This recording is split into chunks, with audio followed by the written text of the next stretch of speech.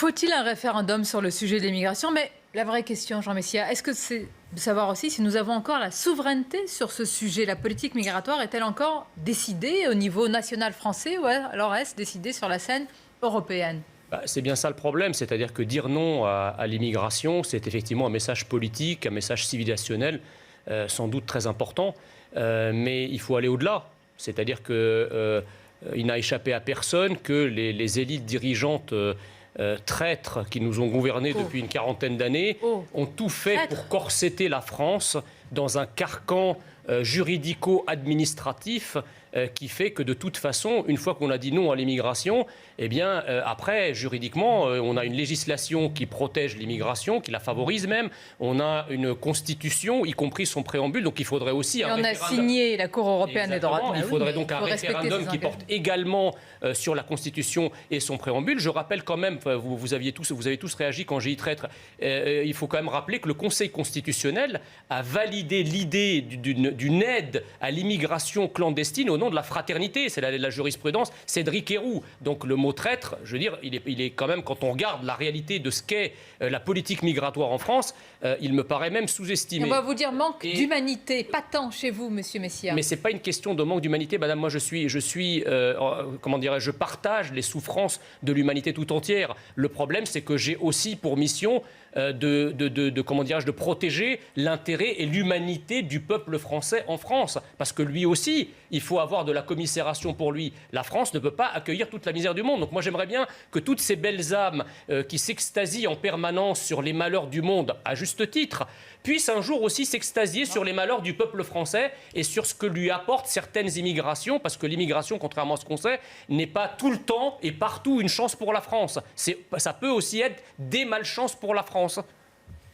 Oui. Bon.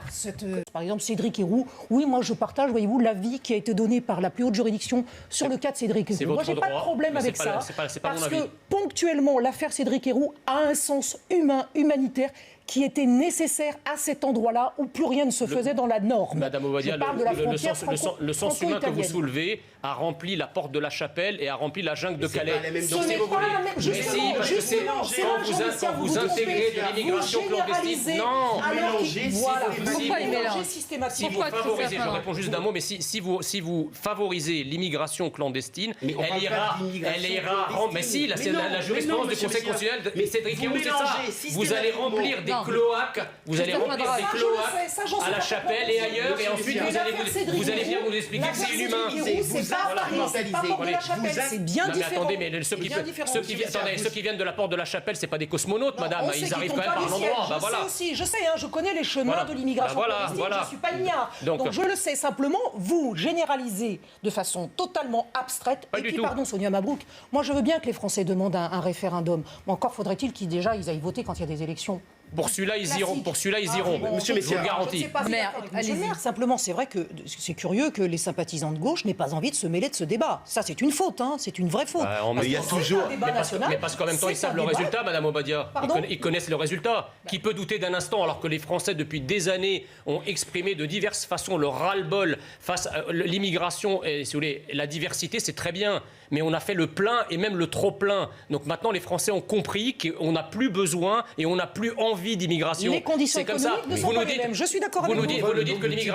Vous nous dites que l'immigration est une chance pour la France. Non, je ne dis pas ça. Non, attendez, laissez-moi finir. Je ne dis pas ça du tout. Non, laissez-moi finir. Vous avez déformez. dit que ce slogan était un slogan ancien et qu'il n'est plus d'actualité. Je vous invite à lire l'interview qu'a accordé Emmanuel Macron au magazine Zadig il y a quelques semaines. Il dit textuellement que l'immigration est une chance pour la France. Il a une phrase plus complexe. Donc ne nous dites pas que c'est...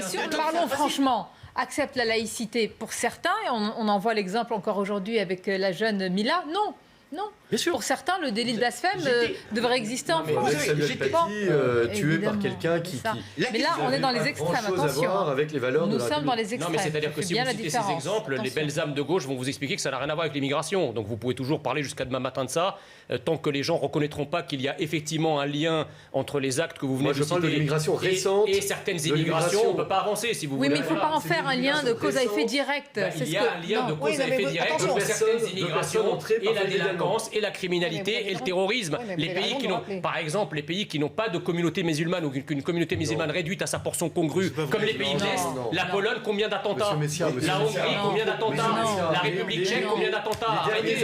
Les derniers attentats qui a eu lieu, pour la plupart, notamment à Nice, ce sont des migrants qui sont venus illégalement en France. C'est ce que je vous dis. Voilà. Mais des migrants quoi? Bouddhistes? Ne mettons pas bouddhistes? Ils étaient quoi ces migrants? Qualifiez-les. Oui, mais Monsieur Messia, vous entendez le ministre de l'Intérieur. Monsieur Messia, le ministre de l'Intérieur. Attendez. Le ministre de l'Intérieur, qu'est-ce qu'il vous dit? Il vous dit les Koulibaly, ils sont nés où? Ici, en France, à Paris. Mohamed Merah, il est né où? Je dis qu'il y a un lien entre l'immigration et l'islamisation.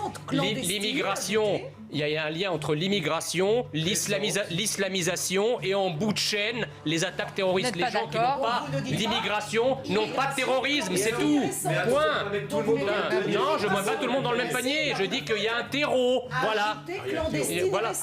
Non, pas seulement, madame. Les Koulibaly, ce n'étaient pas des clandestins récents. Dans le sud de la Méditerranée, on a un terreau terroriste. Allez, on s'entend plus, on va marquer.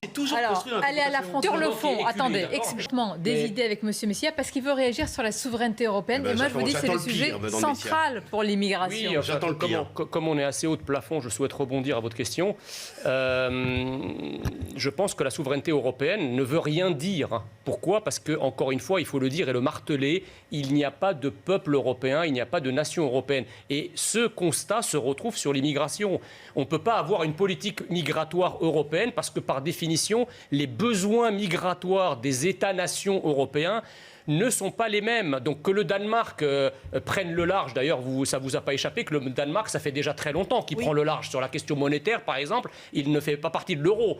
Il a refusé à plusieurs reprises d'y entrer, etc., etc. Donc on voit bien qu'il y a certains pays qui, effectivement, considèrent que leur souveraineté est supérieure à une quelconque souveraineté supranationale, notamment sur les questions d'identité et sur les questions d'immigration. Je finis en disant que l'immigration, ce n'est pas un terme générique, monolithique, qu'on peut utiliser et qui recouvre en réalité des réalités extrêmement différentes. Et d'ailleurs, si on affine le sondage que vous avez présenté, Madame Mabrouk, au début de cette émission... réagir sur la souveraineté européenne.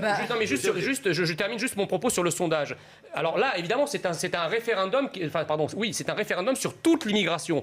Mais je crois que si on affine un peu les questions pour savoir quelles immigrations exactement les Français refuseraient ou pas, je crois que c'est l'immigration... C'est dans le sondage, ça ? Non, mais justement, attendez, vous ne pouvez pas admettre l'idée qu'on parle des immigrations et non pas de l'immigration. Et lorsqu'on dit qu'il faut un sondage qui reflète cette diversité pour savoir de quelles immigrations les Français veulent ou ne veulent pas, vous sautez sur vos chaises. Quand on a construit la France, est-ce que vous pensez qu'il n'y a pas eu des affrontements en France entre les différentes régions? Attendez, vous souhaitez des guerres et des conflits? Mais on a su construire, Monsieur Messia, la France. Vous ne pouvez pas dire qu'il n'y a pas de peuple européen. À un moment donné, est-ce qu'on est capable? Il veut organiser un conflit pour organiser l'immigration européenne, en fait. Comment aujourd'hui vous agissez économiquement vis-à-vis des grandes puissances internationales? Vous voyez aujourd'hui ce qui se passe en Chine, vous voyez ce qui se passe en Inde. Mais attendez, mais c'est que... Comment réagissent des pays comme la Corée du Sud, comme Israël? Arrêtez avec ça. C'est une question de volonté, bon sang. Je pense que l'Union européenne, elle doit être dans une logique de coopération, sans nier la souveraineté des nations. Moi, je crois, contrairement à vous, qu'il y a un peuple européen. Ah oui. Il parle quelle langue? En tant que gaulliste. Il parle quelle langue? En tant que gaulliste, on a une civilisation européenne. Ah, civilisation, c'est autre chose. Mais un peuple européen, il parle quelle langue? Robin Gary. Vous aimez oui, c'est le nom de ma promo de l'ENA en plus, vous voyez. Éducation européenne. Et c'est bien qu'il y a une civilisation. Il y a une civilisation, bien sûr, mais je ne nie pas ça. Une histoire, mais il n'y a pas de langue européenne. Par contre, il y a des nations. Il y a un fond de sac civilisationnel, je suis d'accord. Mais il y a des nations qui ont leur spécificité. Je pense qu'il faut respecter effectivement les nations, tout simplement, parce qu'elles ont des intérêts divergents. On le voit entre l'Allemagne, on le voit entre la France, sur la question migratoire notamment. Donc on doit respecter nos nations, notre souveraineté française, mais dans une logique de coopération. Qui a envoyé Thomas Pesquet dans l'espace? Tesla? L'agence européenne? Non. Non, pas seulement. C'est les Américains. Voilà. Et donc même sur des projets aussi dimensionnants, même sur des sujets aussi dimensionnants, l'Europe est invisible à l'œil nu. Allez, s'il vous plaît. Un dernier mot. Vous savez bien, Monsieur Messia, que toute notre histoire de France est pétrie de cette histoire mais de arrêtez avec partage, ça. Vous savez d'échange. combien de siècles il faut pour fonder une nation? Mais alors? Mais alors quoi? Vous savez combien de guerres, vous savez combien d'hectolitres de sang ont été versés? On ferme la France. Mais une nation européenne, elle se décrète pas, c'est pas par un coup de baguette magique ou un coup de signature de traité. On met fin à tout accord. Mais pourquoi vous croyez qu'avant l'Union européenne, la France était claquemurée derrière des murs? Voilà, la France a toujours été une puissance mondiale, présente sur tous les continents. Une mondialisation qui s'organise à une marche excessive. Non, la France a toujours été un pays mondialisé bien avant l'Union européenne. Et si l'Union européenne est mondialisée, c'est aussi parce que la France l'est, d'une certaine façon. Donc il faut arrêter de nous dire que la France a attendu l'Union européenne pour être un grand pays. L'Union européenne, la C2. Et puis la fête de la musique, n'oublions pas que c'est la fête de la musique le 21 juin. J'avais fini par croire que le virus, c'est un peu comme les vampires, ils tapent à partir de minuit. Pourquoi vous me regardez quand on parle des vampires? Ben non. Vous me regardiez quand on parle de vampires? Parce que vous êtes de gauche. Bon, oui, mais enfin, vous savez que nous sommes à 3 jours des élections régionales. Oui. Alors vous entendez certains qui Et disent départementales. Et départementales, ne l'oublions pas. Mais qui peut croire, même s'il y a une manœuvre électoraliste qui n'échappe à personne, qui peut croire que ça va peser vraiment en faveur de la majorité dans les régionales sur le vote? Vraiment, vous le croyez? Que de telles décisions positives... Qu'il y ait une influence positive, c'est probable. Qu'il y ait une relation de cause à effet entre les décisions du gouvernement et l'effet que ça peut avoir, à mon avis, c'est tiré par les cheveux.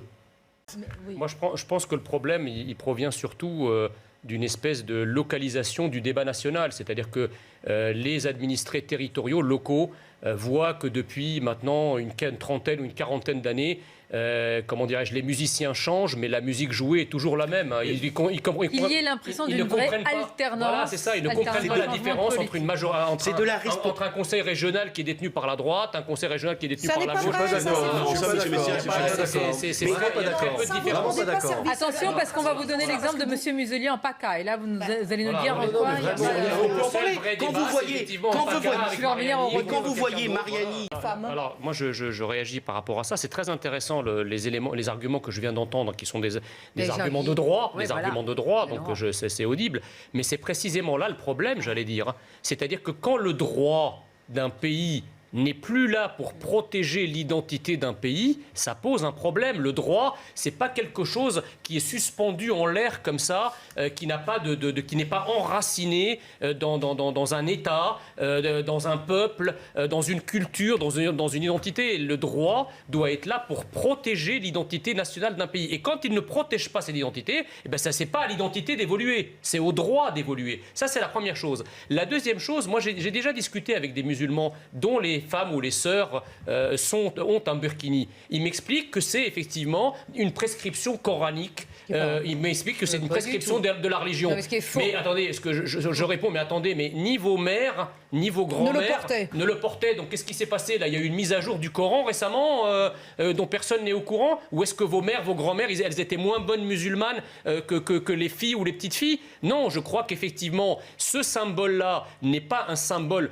je dirais, musulman au sens d'une prescription coranique, c'est quelque chose de politique. C'est un étendard politique contre lequel il faut lutter. J'ajoute que le burkini... Il y a quelques années, il n'existait pas dans les pays, notamment maghrébins. Il n'existait pas. Exactement. Et la dernière chose que je veux dire, c'est qu'il y a quelque chose en France, au-delà du droit, il y a quelque chose en France qui a été intégré depuis des siècles, qui s'appelle la discrétion religieuse. C'est-à-dire que dans l'espace public, eh bien, on ne fait pas montre ni de ses convictions politiques, ni encore moins de sa religion. Le burkini, comme le voile d'ailleurs, ne font pas partie de l'identité nationale française et n'en feront jamais partie. Et la gauche peut s'exciter, les communautarismes peuvent s'exciter, ça n'entrera jamais dans l'identité nationale française. Attendez, commencer à réglementer la façon dont ça dit, c'est quand même... Oui, mais même là, c'est aussi changer le logiciel de la France que d'aller sur ce terrain des libertés individuelles quand il n'y a pas un sujet de sécurité et quand il n'y a pas un sujet d'hygiène. Il faut arrêter de dire... Non mais attendez, pardon. Et après, il faut être efficace. Enfin, sérieusement,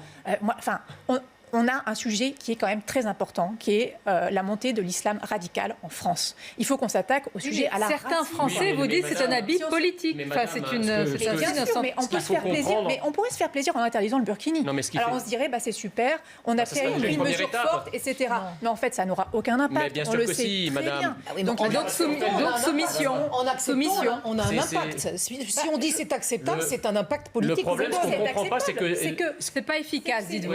C'est inefficace et c'est contraire à nos valeurs aussi. Ça, c'est autre chose. Que d'aller Mais est-ce que c'est nos valeurs de cacher le corps de la femme? Ce que vous ne comprenez pas, madame, ce que vous ne comprenez pas, c'est que l'islam radical dont vous faites le constat de la progression en France, eh bien, on ne lutte contre l'islam radical qu'avec la force et qu'en mettant des limites. C'est-à-dire que tant que vous transformez la France, sur le financement des mosquées, tant que vous transformez la France, laissez-moi finir, tant que vous transformez la France en un paquet de beurre dans lequel effectivement on peut rentrer sans aucune résistance, l'islam politique le fera. Et quand j'entends des gens de gauche, à commencer par Aurélien Taché, nous expliquer que ces amendements sont une agression, parce que sur cette question-là, il n'était pas d'accord. Je termine. Quand je l'entends dire que effectivement, c'est toutes ces mesures qu'on essaye de prendre pour effectivement interdire le burkini, c'est une agression vis-à-vis des musulmans, il inverse la réalité. C'est qu'en réalité, une certaine partie de l'islam agresse la France.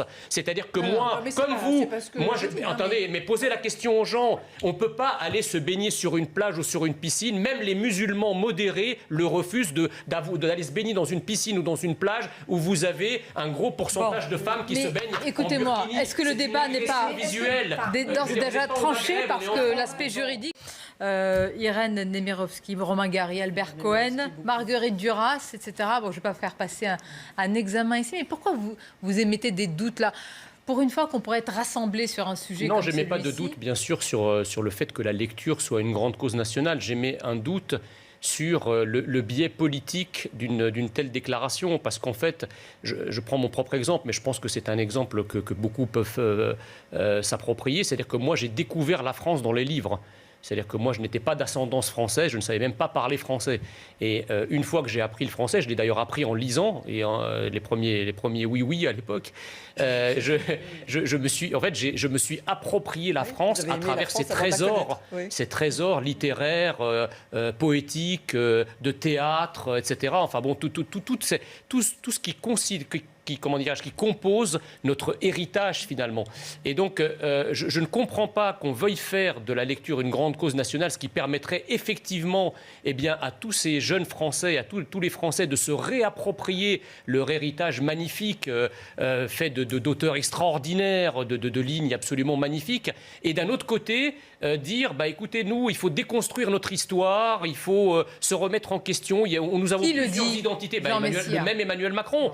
Donc, si vous voulez, moi, d'un côté, mais c'est peut-être le en même temps, c'est-à-dire que d'un côté, il faut se réapproprier la France. Et d'ailleurs, je vois un lien assez étroit entre cette perte d'identité de la jeunesse en particulier et justement le fait que les jeunes ne lisent plus. Il y a peut-être un lien à trouver. Donc effectivement, le fait de lire, alors on n'a pas besoin non plus de lire à l'ancienne, c'est-à-dire dans des bouquins. Maintenant, on peut se servir de toute la technologie. Oui, mais enfin bon, essayons de garder le lien. Non, mais vous avez raison. Vrai, parce qu'en fait, la promotion c'est pas comme ça que vous allez attirer les jeunes. Si vous dites aux jeunes que leur tablette informatique, elle peut aussi servir à télécharger des livres. Il y a des jeunes qui sont encore attachés à l'odeur du livre. Beaucoup d'ailleurs sont tombés dans le domaine public et qui sont téléchargeables gratuitement.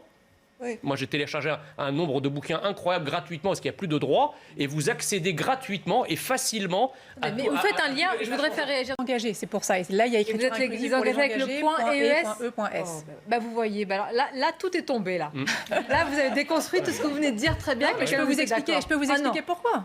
L'écriture inclusive ? Oui, je peux vous expliquer pourquoi. On parlait d'égalité homme-femme sur le sujet précédent, sur le burkini. Moi, je trouve que cette écriture, elle a un intérêt, c'est de montrer que le féminin existe dans la société française, y compris... Non, parce qu'en fait, le masculin l'emporte sur beaucoup de choses. Et c'est vrai que quand on est une petite fille, eh bien, mine de rien, on a quand même l'image du pouvoir qui est une image masculine, à travers la littérature aussi. Parce qu'effectivement, les grands héros sont... Qu'est-ce que vous répondez à Fontaine, vous voudriez introduire que l'écriture Non, bien sûr que non. Mais ce que je veux dire, c'est que... Non, il ne faut surtout pas changer la littérature. Mais on ne peut pas nier que les grands héros sont des héros masculins. Qu'on préfère être le comte de Monte Cristo. Est-ce que c'est comme ça qu'on sert l'égalité homme-femme, franchement? Non, mais je trouve que voir que les noms peuvent être féminisés, ça permet aussi de se projeter, par exemple, dans certains métiers. Je trouve que c'est aussi important de ce point de vue. Ce qui est fabuleux... Non, mais attendez... Comme ça et, ce qui est fabuleux avec vous, c'est qu'il y a 10 minutes, vous disiez qu'effectivement, lutter contre le voile ou contre le burkini, c'était symbolique et ça ne servait à rien, donc il fallait les laisser faire. Et là, tout d'un coup, pour quelque chose de symbolique, vous vous acharnez dessus en voulant imposer une écriture qui n'est au féminisme qu'un symbole dont personne d'ailleurs ne veut. En tuant le discours, c'est ça qui est dingue. Revenons pas sur en tuant le financement. On essaye de dire...